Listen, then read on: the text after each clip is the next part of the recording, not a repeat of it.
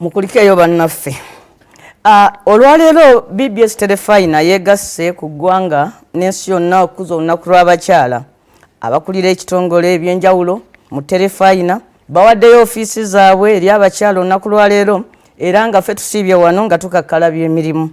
Omumbejja Margaret Sserunjogi yakoze nga ssenkulu wa BBS Terefayina era yeebazizza nnyo ssenkulu Engineer Patrick Ssembajjo olw'okukumaakuma abakozi naddala abakyala ku Terefayina eno.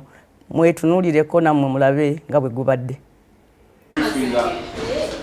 Nga Uganda yegatta ku nsi yonna okukuza olunaku lw'abakyala olubeera bulinga ennaku z'omwezi 8 omwezi ogwokusatu. BBS Terefayina ejaguza olunaku lw'abakyala ng'eyita mu kukola enkyukakyuka mu buweereza bwayo awamu n'okukyusa abakulembera ebitongole.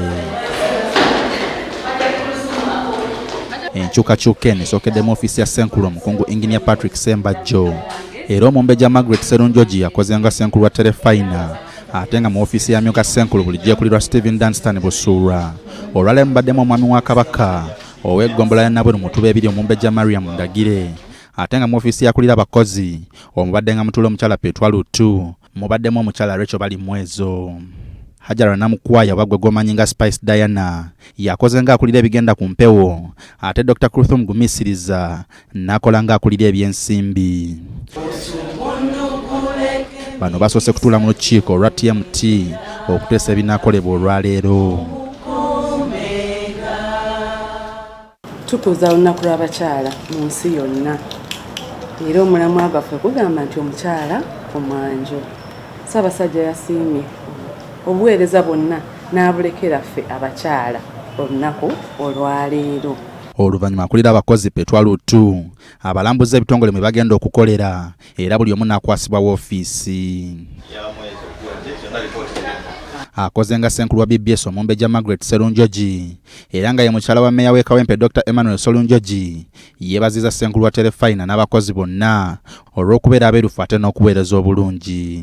Waliwo obwerufu mu kutandikira ddala mu mirimu abakozi ba BBS gye bakola ne fayiro eno eyankwasiddwa Managing Director gy'akozesa mu kugiyitamu ndabye obwerufu Katikkiro bw'ayogerako.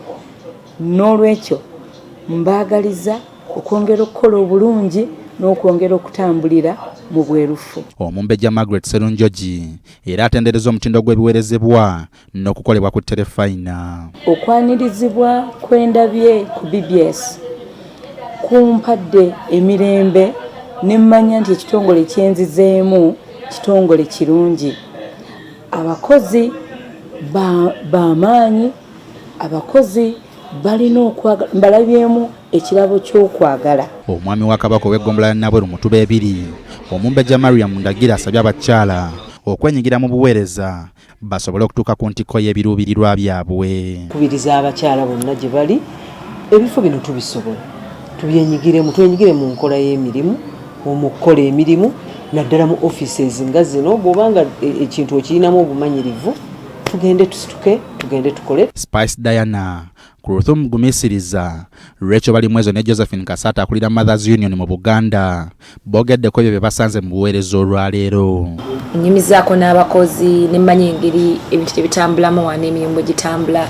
I think nsobola okugikola nange mba music mukoya can come here and be ne bampa omulimu. Olunaku lwaleero lutambudde bulungi era wenjogerera kati nakafulumya milioni 12 zibeere nga ziyambako ku bitongole ebyenjawulo mu mirimu.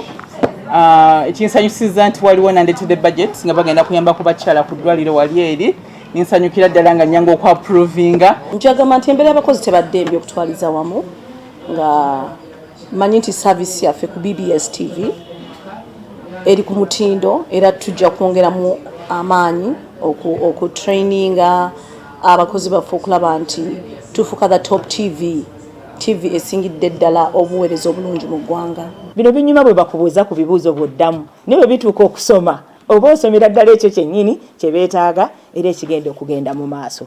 Kale okusooka neebaza Mukama.